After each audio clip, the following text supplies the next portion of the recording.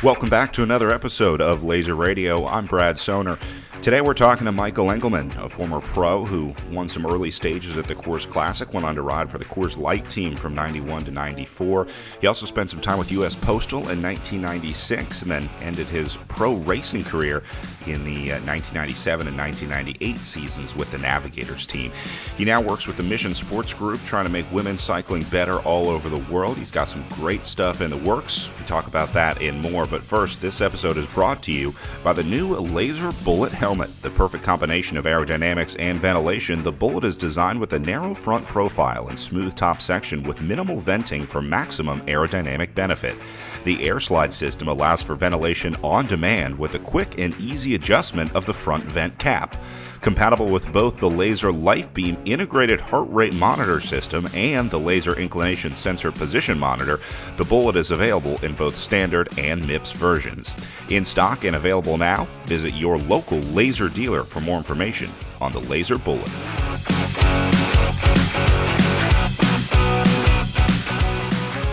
Michael, thanks for joining us. I know you've got a lot going on out on your horse ranch out in Colorado. I want to talk about that later today because I think it's super cool. But we're going to get right into it, talking about your career starting in 1987, your first year as a pro. Greg LeMond wins his first Tour de France in 1986. You go pro in 87. Pro cycling in the United States must have been off the hook at that time with Greg LeMond winning the Tour. What was it like in 1987 trying to become a pro racer? Well, you just kind of felt anything was possible. At the time, I was living in Santa Cruz, California, and I remember pulling up to a stop sign on my bike, and some old crusty-looking guy in an old farm truck pulls up beside me. He rolls down the window and he goes, "How about that Greg LeMond?" And I thought he was going to say something. That was a little before they were telling bikes to get off the road, but you give him the high five and off you go. So it was good times, I mean, we always look back at our youth and think it was good, right? Yeah. What were you doing? What were you doing before you became a pro? I mean, what was the transition like? Where were you in your life? What was going on?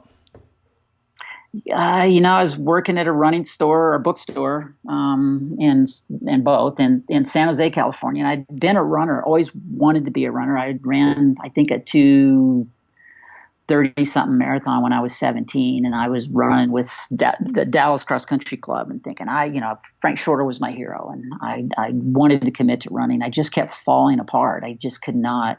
I was running 100-mile weeks when I was 16, and because that's what everybody did. So I just quit. I just got fed up and quit. I ran a 2:20 marathon and wanted to qualify for the Olympic trials, and I couldn't go that 15 seconds faster. So I just threw my hands up. And I had a friend that owned a bike shop, and he said, "You should ride a bike." So I bought a bike, and being a runner, I just like to go hard. So I was in the Santa Cruz Mountains, just riding. In those days, you could get upgrades pretty fast, and I went from a Cat 4 to a Cat 1 in 11 races. And everybody's like, "Why do they keep upgrading? You can't handle your bike." Went from there. I remember doing some race outside of San Jose, and it was some huge climb, and there's like 80 guys in the race, and I just rode away on the first lap up the climb, and I just kept gaining, and going up the climb, and some guy was standing on the side of the road with the cooler and a lawn chair, and he goes, "Maybe you should think about doing this for a living."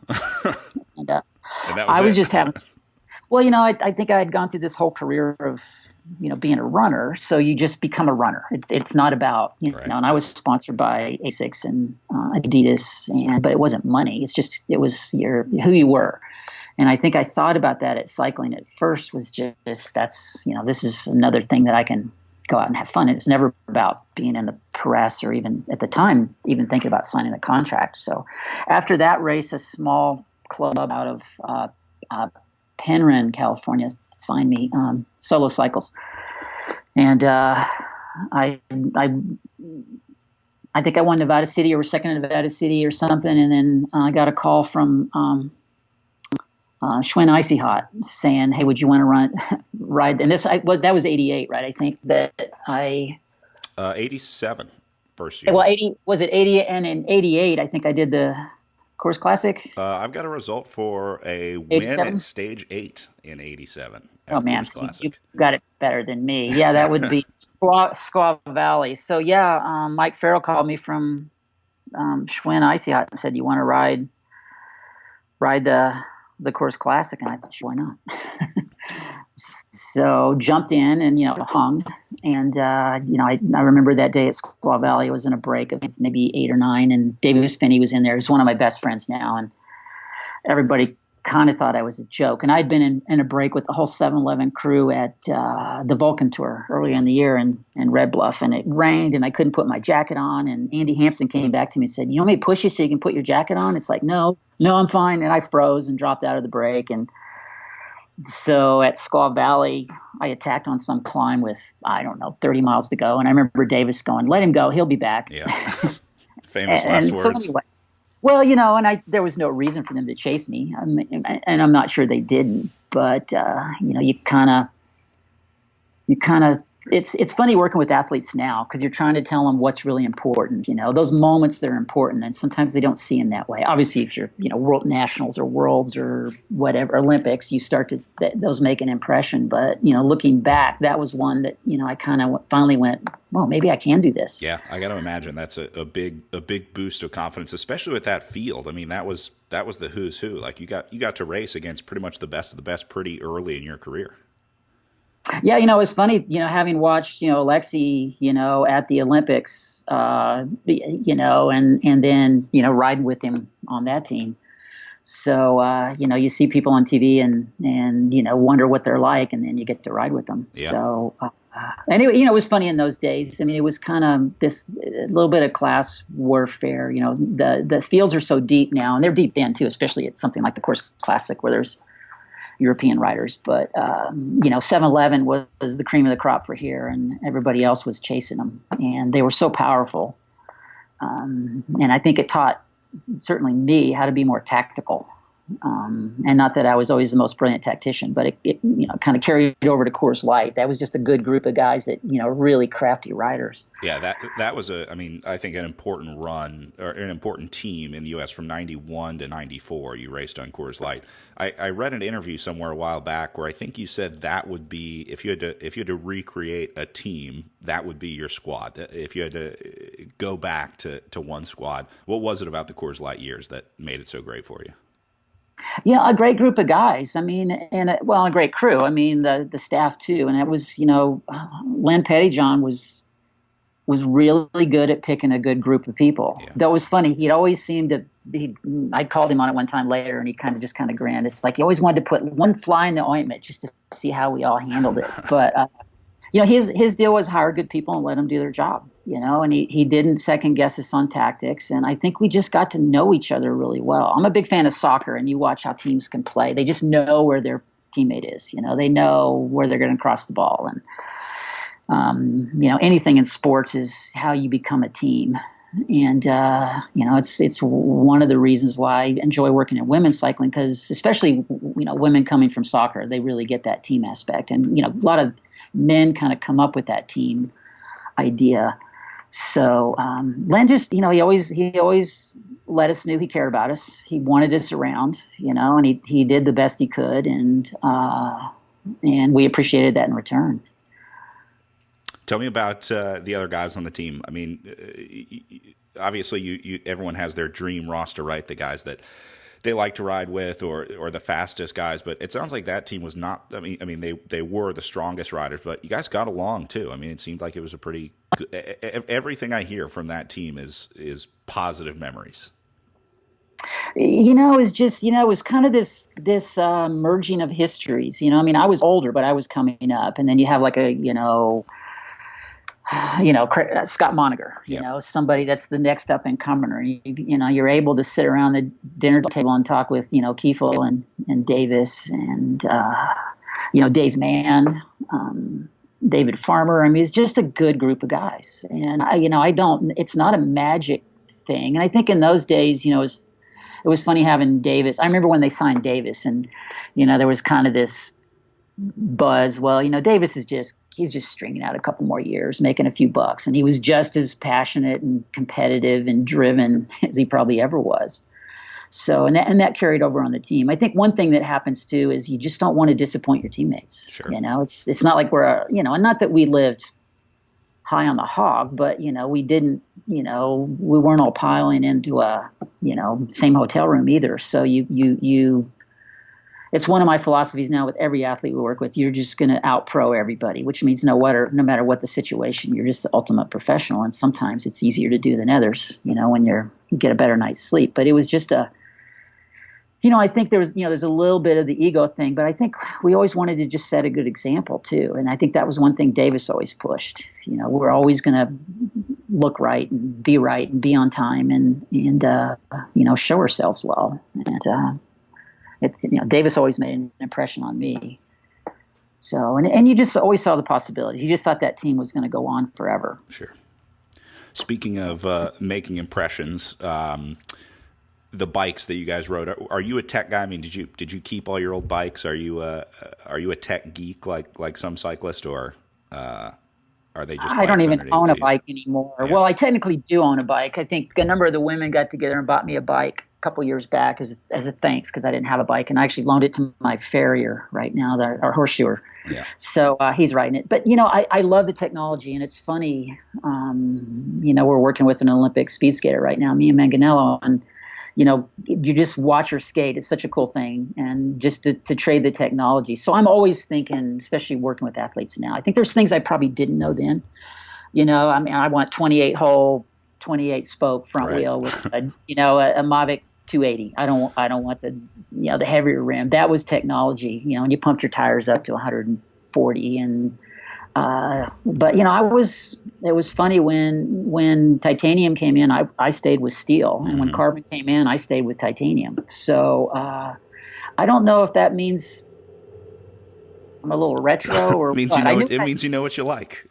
I do, and I think nowadays there's so many ways to quantify things. It's funny working with athletes on tire pressure. It's like your tire pressure is too high, and I'm going to prove it. So and there's ways to get there. In those days, you knew what you liked, and you did it. And I think the other thing too is there's so much technology and so much information now that I take pleasure in weeding through some of that with athletes. And in those days, we just didn't have those things in our minds so much. And I always felt I knew how to train until I got to '96 when I really goofed it up. I knew how to train. I trained like a runner. I could train really hard, and I was more concerned with my hydration and nutrition and fitness. So I was famous for going out for a beer and a donut during a stage race at night. So I can't claim too much nutrition expertise. Talk about how that training has changed. I mean, obviously now you're still working with elite high-level athletes. I got to imagine you've seen a pretty significant change in the specialization of training and stuff like that. It used to just be go out and ride long, ride hard. But now we're starting to see these specialized training plans come in. Is that something that you've embraced, that you've tracked over the years? I try to keep track of it. I haven't coached in a number of years. There's so many good coaches out there. It's easier to send. It's easier to read a good book than write a good book. Right. But I do keep up with it, and there's so much information, and there's so many ways to do it. And, I would never have been one of those to ride off power. I was always riding off feel. And I even argue with riders sometimes, like, why do you go out for a 6-hour ride with your music selection? You should be listening to yourself. And that just pegs me as an old fogey. But, I'm really about learning to know yourself, your body, and how you read yourself. And I think, when I was really surprised because coming from running, the coach is like, okay, you got a marathon in 2 weeks. Tonight you're doing 20 times 400 meters with a 110 jog in between, and this is your time. And we came into cycling, and somebody say, "What are you doing on Saturday?" And they go, 6-hour ride, and you go, "Okay, I'll do that too." Yeah, right. And what I found, I wanted to train hard the way I wanted to train hard, and then when I rode easy, I wanted to go my easy. So I tended to ride by myself a lot, and I learned a lot. Maybe not so much about the science or physiology of training, but I learned about trusting self and honestly, confidence. I've seen athletes that sometimes you're scratching your head. Why aren't they riding better than they are? And I think they just lose a little belief. So,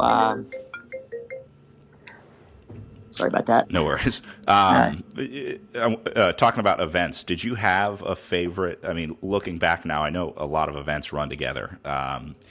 Was there a favorite race for you? I mean, was there one that you really circled on your goals list? Was there a preferred race, a goal, something like that was big for you in your racing career?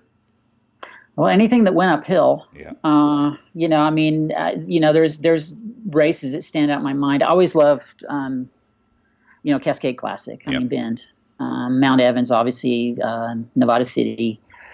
I don't know, you kind of, I never really thought of the ones that were, okay, this is my goal for the season. I mean, I think when I tried to go for the record at Mount Evans, I really wanted to do that. But most of the time, every race was its own individual thing. I mean, I enjoyed going to Bend. And it's funny with me because I couldn't always make it just about being on the bike. I mean, where was the good food? Where's the good bookstore? Go to Cascade, go do the race, and then go fly fishing. So some of it was the location. And in some regards, there's and it's funny, it's more looking back. I think all athletes do that. If I had that to do over again, and some of it is, what you take. On the one hand, the pressures I put on myself were legitimate. I think I didn't overdo it, but sometimes it might have been better if maybe I put a little more pressure on myself. Well, it sounds like you were a little ahead of your time in the what we're now calling happiness watts department. But this idea that it's more than just cycling, and a happy bike racer is a fast bike racer, and it's not all about just training and riding your bike. No, it's not. And I think, and it kind of goes over with a lot of athletes. You'll see them say it's supposed to be fun, and that's one of my other big things I'm saying. It's not always joyous, but it's supposed to be fun. And if you can't find that spot, we're always fighting for this 1 or 2% more improvement, whether it's through technology on the bike or improvements in nutrition or training. But what about the happiness level? It's just, if it's more fun to go out and race and more fun to go out and train, it's got to pay off. And it's a balance, and especially working in women's cycling, so many of these women are, not getting paid much, which isn't always what it's about.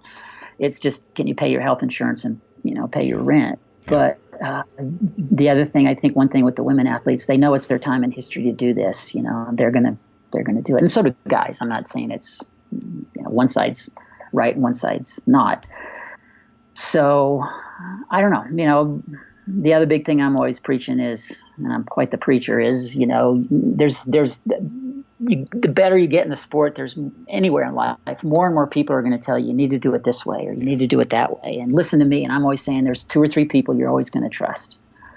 You got to at least bounce it off of them. So there's an expert born every day, right? That's what they say. There is. And I forget what the the definition of expert is, but it's kind of funny. Yeah, a certain number of hours or something. I don't know the number. You mentioned your involvement in women's cycling. Let's move and talk about that. 2012, you started Mission Sports Group, and have had a pretty significant impact on women's racing in the United States and, well, I guess internationally. For those that aren't familiar, give us just a quick rundown of what Mission Sports Group is. Well, and it's kind of you to say impact. I hope so. Really, I retired in '98 to jump back a little bit and went straight back to the horse world, ranch close to my parents' place. And Jim Miller, USA Cycling, called in 2002 or 2002 and said, why don't you come back to cycling, come work for T-Mobile? So I thought, I'll go interview for the job, won't get it. I did, and I got to work with, Kimberly Baldwin and Mari Holden and Dee Dee Berry and Kristen Armstrong and Amber Neben. And this was when the T-Mobile team was like the sort of de facto, or it was the national team, I guess.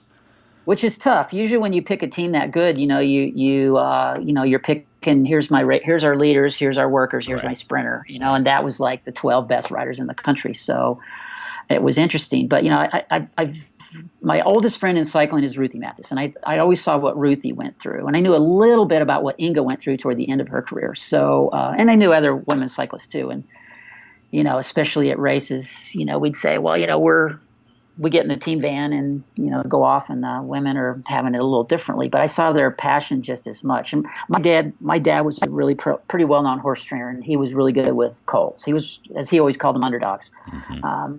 And I liked the underdogs. So when T-Mobile pulled out after 2004, I kind of went back to USA Cycling and just said, there's so much talent out there. Why don't we kind of have a roving, national team? Let's just, take the car to the East Coast, pick out 7 riders, put them in Stars and Stripes and do a race. And they didn't want to do that. So I actually started a program called the U.S. Women's Cycling Development Program. And we basically went to, that's where Mara Abbott got her start. That's where Lauren Hall, we pushed for Carmen Small. We found Allison Powers. We'd put a composite team together. We'd just say, we're going to put 6 riders on a team. We're going to, I'd go to them and say, we're going to have a mechanic and a car, and we'll take care of you. And none of these athletes had ever had that before. So we bring them to a race, we show them strategy. We have somebody in the feed zone, somebody works on their bikes, and they start to go, whoa, we're getting spoiled. It's like, no, this is professional. This is what you're aiming for. And it's also explaining to them why you race the way you do. And it's funny, we were helping Allison Powers at Through the Gila, and, she's a former downhill skier. She's really, good at corners, and she always goes off the front. Every race we'd ever seen her before that race, she goes off the front. She'd always finish 8th. And it's one of my things with USA Cycling. They're looking at, who's finishing top 3 consistently. Right. So I told Allison in this crit, and I'm sorry, I'm branching the story, but hopefully it's going somewhere. I told her, don't go off the front, please. Just wait. So like the 3rd lap in or 4th lap in, she goes off the front because nobody can stay with the corner. And she comes by me on the climb and the crit. She goes, I'm just riding. And it's like, go ahead. And they chased her, and they just kept her at 30 seconds the whole crit. But what I told her afterwards, learn something from that. So what happened so we started the US WCDP in 2005, and that went through 2011. And one of our corporate supporters said, look, you keep coming up with all these good riders. Why don't you just start a team? And it's like, well, we don't want to be about 12 riders. We want to be about all riders. So in 2012, we kind of got away from the composite team idea and kind of went toward trying to be an advocate for the sport on the corporate level. We can find an Amber, we can find a Mara Abbott or a Lauren Hall, but if there's no team for them to go for, right, to what we do. So Mission Sports Group became more of an advocacy group, but I still like the grassroots part. So we'll still support athletes. We help them find any equipment they need.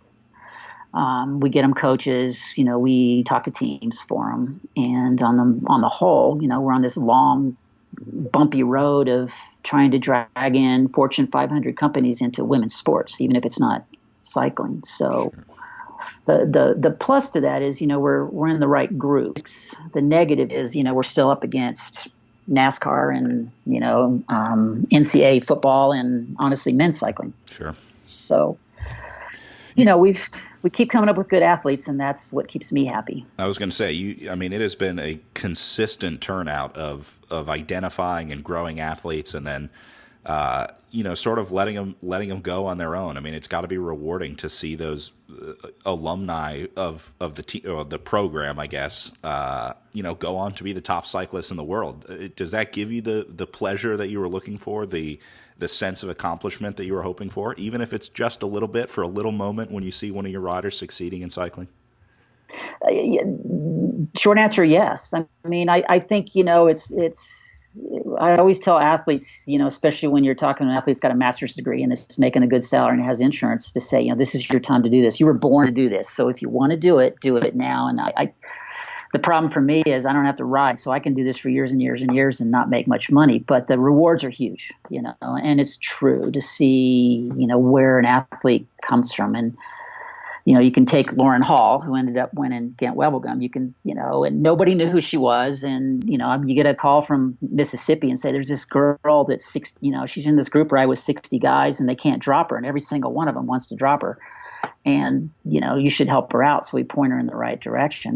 Even Mara Abbott, everybody thought Mara was a little bit of a nut, but she's a dynamo on the bike. And, you obviously see where she went. And, it's funny that we can say, and we don't tend to say this, that we developed riders. It started with the parents, and it started with the local bike shop, and it started with the local club, and they all get the credit. Ultimately they're on, a UCI team or an Olympic team, and that's where it all shows. But, somebody has to go back and say, well, where's the next one? And it's funny, we work with Margot Klein, and Margot rides for, 2020 now. And we were telling teams, you don't know who she is, but you should sign her. And they're like, well, we never heard of her. Well, and then she wins, Hill Climb Nationals. And It's like, oh, now we get it. There are a certain amount of teams that, if I just call them and say, hey, you should check this rider out, they're jumping on it. And then there's still those that want to see it for themselves. It's got to be hard to keep that in, the told you so moment when, the rider that you said would do well does well, and all the teams that passed on her have to have that moment of should have listened to Engleman. Yeah, and on the other hand, that's it's like telling an athlete, yeah, hey, you didn't get the contract yet, but you're still here. So I don't know what the ultimate validation is supposed to be other than my own personal. So, and I was lucky to work with ABD for a few years, and that's we were able to put some really good riders on that, and ABD is hopefully growing, and we're kind of working on a new composite team idea for hopefully this year, if not next year.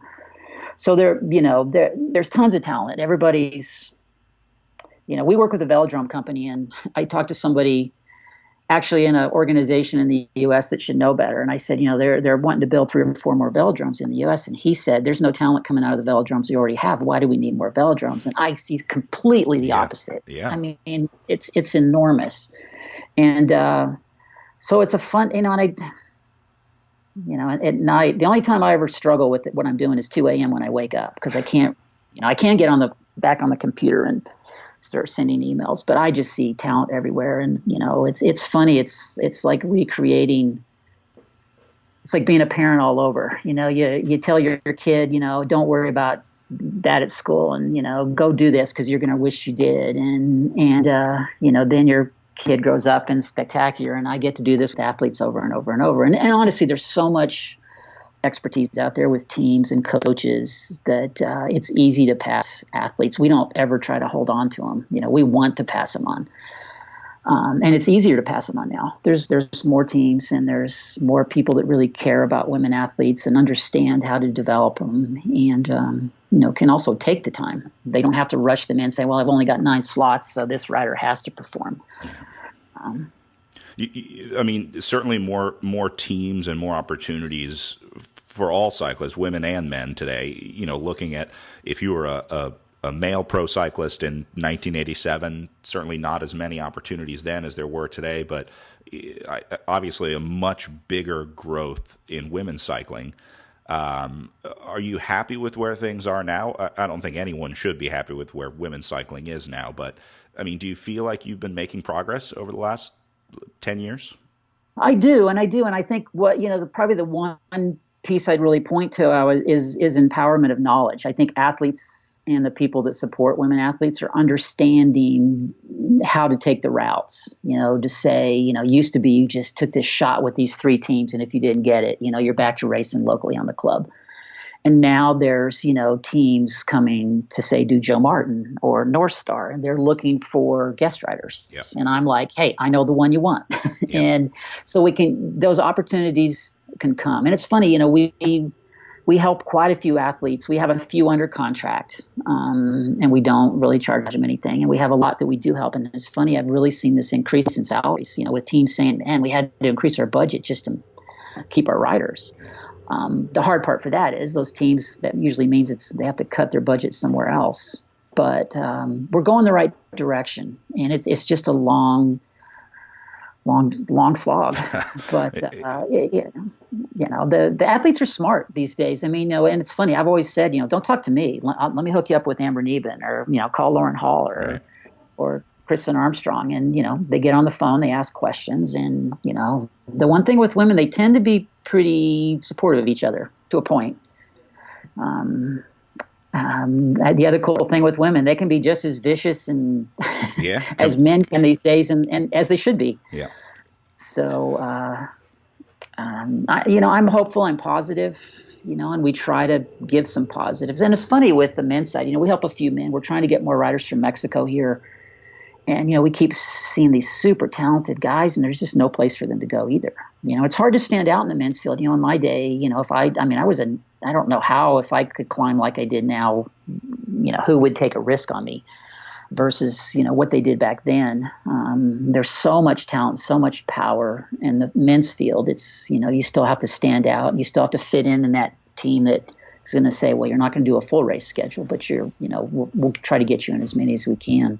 It's interesting. Now teams have this sort of opportunity to build teams around not just great riders, but a good team dynamic too, creating a good environment on the team, which is super important. I was reading some old Steve Tilford blog posts, rest in peace. Back in 2016, Steve put together his cycling dream team. Greg LeMond, Bernard Hinault, Andy Hampstead, Phil Anderson, Brian Jensen, Roy Nickman, and you, Michael Engleman. But I thought this was interesting. He said, he talked about one of the best climbers, great domestique, but he also picked you to put on the team. He said he's well-read, so he could be my current book-to-read picker. You had a relationship with Steve trading books. Well, it's funny. I don't think I ever really saw Steve read much in the day. He's a talker, Yeah, sure. Steve and I went, we did a couple world championships together. He taught me a ton, and I didn't know anything when I went onto the Schwinn team. So, he took me under his wing, him and Alan McCormick, and say, hey, Alan would always, Steve would laugh at me, and Alan would say, yeah, you can't handle your bike worth crap, but you'll get better. And, there's a certain amount of looking down your nose in some things. So, I still trade books with Davis Finney. What's a good book? I haven't done it in a little bit, but yeah, I don't know. It's hard for me to just be a cyclist, Sure. And it's hard to even, I'm better at talking about horses now than I am about talking about cycling, but, or a book. So, yep, we all miss Steve. He's definitely an icon of the sport, as he should be. We'll save your book recommendations for another podcast. Sounds good. We'll good. have to do a whole separate episode. You mentioned Steve kind of taking you under his wing and kind of helping you in your first couple of years on that Schwinn team. Who did you look up to when you were coming into the sport? I mean, who was the golden god in your eye in 1987? That's a good question. I don't know that I had one, it was funny. I kind of fell into cycling. Yeah. If it hadn't been for a bike shop, I knew your story is kind of interesting. You weren't, it wasn't a, pictures of Greg LeMond hanging in your bedroom as a kid with this dream to become a pro cyclist. I mean, cycling found you. You didn't really find cycling per se. No, exactly. And I stumbled into the few right things. I was lucky. And honestly, I think I take that seriously with some of the athletes I work with. I want to be the thing that they stumbled into that's going to, at least present the option. And I think, with me, I didn't really know how good I was. And I wasn't really even trying to gauge it. You'd go to a race and I'd race it like a cyclist. I'd go hard, and you get it down to the few people and then you either got outsmarted or you didn't.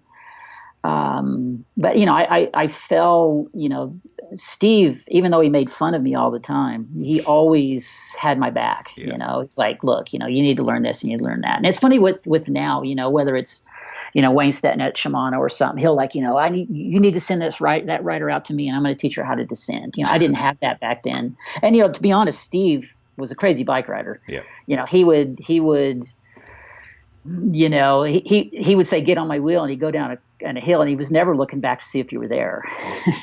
He was good. And I saw Steve crash too many times to follow Steve blindly down a descent that I didn't know. But I've got tons of Steve stories. That's a better podcast next time. Go. Yeah. But I think even Andy Hampson, as little as I saw him in races in my early years, was always trying to be helpful.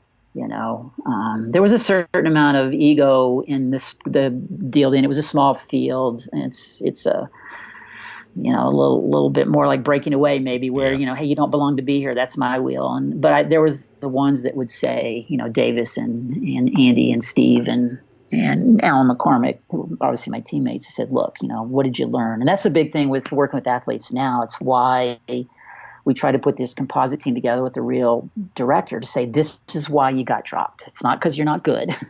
It's because you're sitting in the wind, or you're in the wrong spot, or you're too far back. And you start to go, oh. And it's funny, in my day, I could cover my mistakes. Nowadays, there's 190 in the field and you're sitting 189th, and it's corner. You're in the third group, and it has nothing to do with whether you're any good or not. But then you have to learn from that and go forward. So, don't be second to last. That's the lesson to learn there. No, get to the front. That's a favorite. That's what I tell every athlete work with. Hey, their favorite phrase in every crit from your director is going to be get to the front. Move up. The most that or work together. Yeah. The most common advice heard at bike races all around the country: move up and work together. Yep. Especially in the breakaway. So tell me, what are you up to now? I mean, what's on your radar? Who are you working with? Who do we need to know about? What's coming up in women's cycling? Well, just getting ready for this cool season. I'm honored to be working with, Mia Manganello. She's at the Olympics right now in speed skating, and, we'll see what she does after that. She came, her background is speed skater, pro cyclist, speed skater. Tell us about your relationship with Mia, because obviously we in the cycling world know her as a rider. Visit Dallas DNA, I think, was the last squad that she raced on the road with, and then had a shot to qualify for the Olympics, and is now in Pyeongchang racing. How did you get involved with her? I mean, what's your story? Well, pretty much, we do work with athletes, and we try to get them what they need, whether it's, sponsorships, endorsements, or just coaches, and I think Lee Whaley from, DNA came and said, hey, she's kind of looking for someone to help her in this build up, to the Olympics. Are you willing to talk to her? And it's like, yeah, of course. And, I'm sure, she had other options. And, I think one thing we really told Mia was, look, we care about you as an athlete. I mean, it's great to get the big corporate sponsor, but number one, you perform. And I won't take any credit in her success. We're on the fringes and, handling, some of her media and if she needs anything, we help. But, I think the only thing I see about Mia is, it reminds me of the gift of doing what I do, which is just to meet people like Mia. And honestly, her family, Karen and Dominique, they're just the most amazing American family. And that I don't know how Mia values me, but I value knowing Mia because it's just the exact reason why so many of us in sports, whether it's little league or professional cycling, why we're here, people like that. So, and it's my 7th Olympics, whether either myself going for or working with an athlete through the Olympics, and, going to speed skating Olympic trials was just amazing. I've been to Worlds, I've directed a Worlds team, and to go to something like that is just so friggin' cool. Yeah. It doesn't matter the sport. Everybody's going for the same thing. So, Mia's an amazing person. She really is. And most athletes are. There's a reason why they're there. Yep. And I always say what makes athletes great is what can ruin them, which is they're so friggin' driven. It's like, hey, take your foot off the pedal for a second. And Mia kind of gets that, but she's herself. She's got U.S. speed skating. It's just cool to watch her. So, it's cool that others are watching her. I mean, that's the power of sports, who it inspires. Yep. Yeah, you mentioned, the competitive nature of sports, and the Olympics are a great example. Like, every 4 years, I'm a speed skating fan, hardcore to the bone. But, maybe the other 3.5 years in between the Olympics, not so great at following it. But something about the Olympic year lets us sort of, recognize these people who've put the hard work in, and now it's time for their recognition. Yeah, and we through our business side, we work with a German velodrome builder, and we're trying to get more velodromes here. We work with a number of Dutch groups, and skating is so big in the Netherlands. And it's funny, when Mia came back from cycling, out from cycling to skating, and she immediately made an impact. And I'm getting calls from these guys and agents and sports writers in Europe going, "Who's this Mia Manganello?" Instantly they knew who she was. It's like, well, she's faster than all the Dutch. What the hell's going on? And it's like they never heard of her before. Of course, they go back and look at the history, and they start to get it. But it's just that fan base. I mean, if she was a baseball player and she played, her debut for the Yankees, everybody would get it. But in the Netherlands, where I don't know how many people go on the ice every day, but they got it. She's a name. So it's cool to see for an athlete's perspective. Hey, somebody noticed you. So and there's that whole story of her history and Mara Abbott's history, where she got her, Lauren Hall's or Kristen Armstrong's. I mean, I like sports biographies. I probably read more about racehorses than people, but, I always want to know where they came from. What's the town they came from? Who's the one that said, hey, you might be good at this? That's what interests me more than everything. All the rest of it is it's very serious and intense. And, I try to be one of those that, and I remember when I was working for USC Cycling, it's kind of why the U.S. development program started and why it kind of bridged into Mission Sports Group was we do these talent ID camps for USC Cycling, and the biggest question people would say is, if I have a question, who do I ask? And there wasn't really an answer to that. Yeah.